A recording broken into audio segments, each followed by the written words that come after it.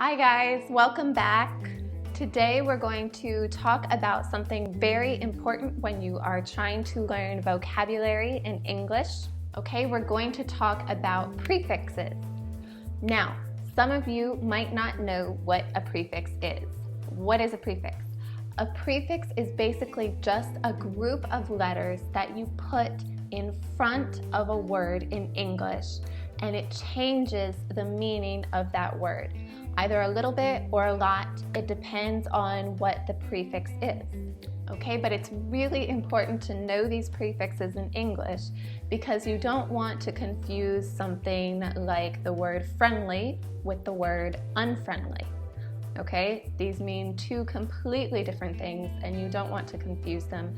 And you don't want to see a word like unfriendly and think that you don't know what it means, only because you don't know what the prefix means. Okay, so in this video, we're going to talk about what each of those prefixes mean, and I'm also going to give you some examples so you can see it for yourself. Okay, we're going to start with one of the most common prefixes in English, and actually it's a trick because it's not just one prefix, it's actually four. But they are very similar and they also mean the same thing, so that's why I'm grouping them together here. Okay, so the first group of prefixes is going to be in, in, im, il, and ir, Okay, so again, that's in, im, il, and ir. Okay, and now what these prefixes mean is they basically just mean the opposite of the root word in English. All right, so let me give you some examples.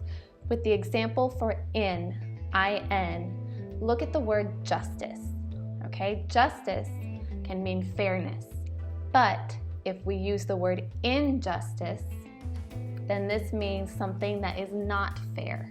Okay, similarly, look at the word possible and the word impossible. Okay, these are two exact opposites, but the root word is possible. And if you add the im in front of possible, then you have impossible, which is the opposite. Possible means you can do something. Impossible means you cannot do it. All right, and for il, we're going to use the example of being literate or illiterate. Okay, if you are literate, then this means that you can read, you are educated, and are well read. However, if you are illiterate, then this means that you cannot read. Okay, and then finally for IR, we're going to use the example of rational and irrational. Okay, when we are thinking rationally, okay, this means that we are thinking logically. Okay, but if we are thinking irrationally, then this means that maybe we lost our temper, we are angry, and we are not thinking clearly, and we are not thinking logically at all. Okay, so now we're going to continue to the second prefix. It is just one prefix this time, I promise. Okay, and this prefix is re, R-E. Okay, what does re mean? R-E, it basically just means again. Okay, so we'll use the example of the verb do, okay, to do something. Now, if you do something one time, you completed that action one time. But if you have to redo it, then this means that you have to do it again. Okay, so now with the example of un just means not or the opposite of something. So we're going to use the example that I used before, which was friendly and unfriendly. Okay, if somebody is friendly, then this means that they are nice and they are kind.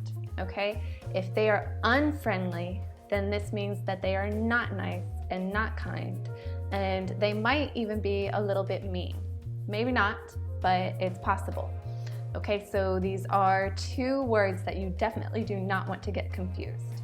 Okay, and now last but definitely not least, this is another very common prefix in English. It is dis, D-I-S, dis. Okay, now dis just means not or the opposite. So we'll use the example agree or disagree. Okay. Okay, if you agree with somebody, then that means that you think what they said is correct. However, if you disagree with this person, then that means that you do not believe that what this person said is correct. Again, there are two very different things and you don't want to get them confused. Okay, so that concludes our video about the 4 most common prefixes in English. I hope that this was very helpful for you, and I hope that you remember this as you continue reading and watching videos with subtitles in English. And when you see words with these prefixes, then don't forget them and definitely use it. Practice it. That's the only way that you'll improve. All right, take care.